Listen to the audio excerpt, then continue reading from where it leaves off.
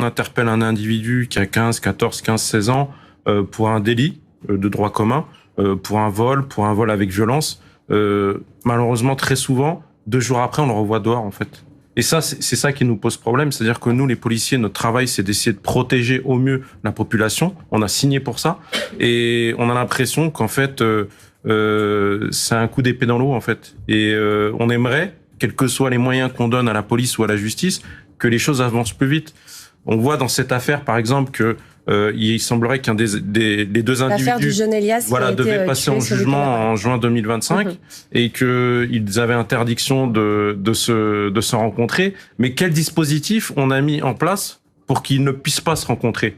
À mon sens, mon 15 ans de terrain, à mon avis, il n'y a rien eu qui a été fait. Selon la gravité des faits, et en l'occurrence dans cette affaire-là, quand vous avez, comme vous l'avez dit, Madame Longa, quand vous avez des multirécidivistes, je pense qu'à un moment, la priorité des priorités, quelle que soit cette ligne dans la loi, c'est de protéger en fait les victimes. Et moi, ce qui me pose problème aujourd'hui, c'est comme je vous l'ai dit tout à l'heure, vous interpellez un mineur, quel que soit son âge, ce qui me pose problème, c'est que le lendemain ou surlendemain ou une semaine après, il est déjà dehors. C'est-à-dire qu'il fait encore encourir un risque à des victimes éventuelles. Et on le voit dans cette affaire. Des personnes qui ont été jugées, enfin, qui n'ont pas été jugées, pardon, mais en tout cas qui ont été présentées devant un juge au mois de septembre, qui attendent un jugement au mois de juin, ils récidivent avec des actes de violence, et cette fois-ci qui entraînent la mort sur un gamin de 14 ans qui allait tout simplement pratiquer une activité sportive. Et pour moi, c'est un échec, parce que nous, les policiers, pourquoi on est rentrés dans la police? C'est pour ça, en fait, pour protéger les gens. Et ce problème-là, c'est, comme vous l'avez dit toutes les deux, c'est que pendant 6 mois, pendant 1 an, des fois même plus, les individus sont encore dehors, ils peuvent faire absolument ce qu'ils veulent. Ils ont des fiches de recherche.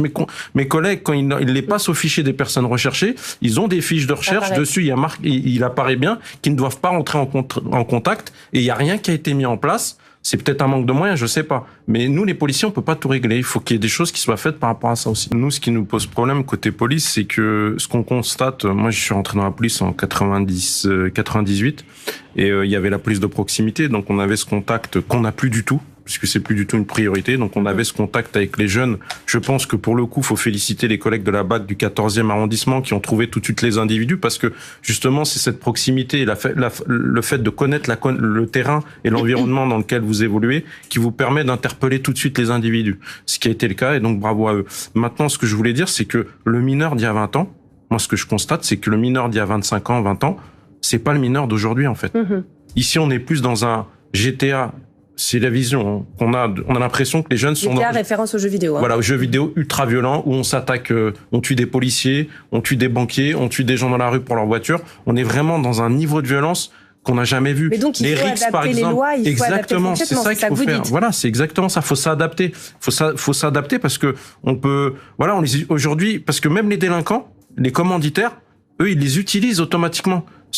Via les réseaux sociaux, ils les utilisent pour les homejacking, ils prennent des mineurs. Pour faire les choufs, ils prennent des mineurs. Pour dealer de la cocaïne, ils vendent des mineurs. J'ai vu un point stup encore il y a quelques mois qui a été créé par 4 individus. La moyenne d'âge, c'était entre 13 et 16 ans. Vous savez, quand vous voyez à chaque fois des morts tout le temps dans votre travail, c'est compliqué de rester objectif, et je trouve que c'est pas assez ferme. Personnellement, en général, quand vous tombez sur des jeunes qui n'ont... Parce que vous avez, comme vous l'avez dit tout à l'heure, vous avez les parents, les familles monoparentales, vous avez des femmes ou des hommes qui sont vraiment en grande difficulté pour éduquer leurs enfants, et vous avez les familles qui, limite, encouragent ou vivent grâce, on a parlé de trafic de stup, vivent grâce à leurs enfants, et vous avez aussi les parents qui n'ont absolument rien à faire.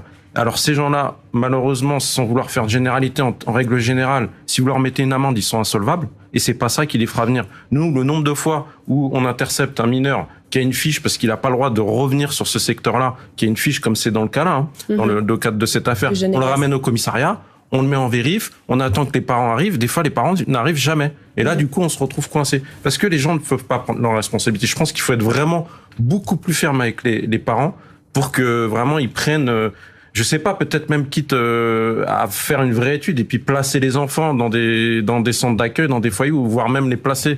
Mais c'est pas non plus toujours les solutions, les foyers, les centres d'accueil, non? Mais il y a un moment, il faut, peu importe, moi, il faut que mon but, c'est que les gens soient protégés. Et moi, un gamin qui ressort, qui a fait un vol, parce que vous avez parlé tout à l'heure. Il y a une défaillance, en fait. Voilà, les jeunes, ces mineurs-là, ils vont en prison quand la personne meurt de manière générale. Mais vendredi soir, quand Elias et mes collègues arrivent sur place, Elias, il a un pronostic vital engagé.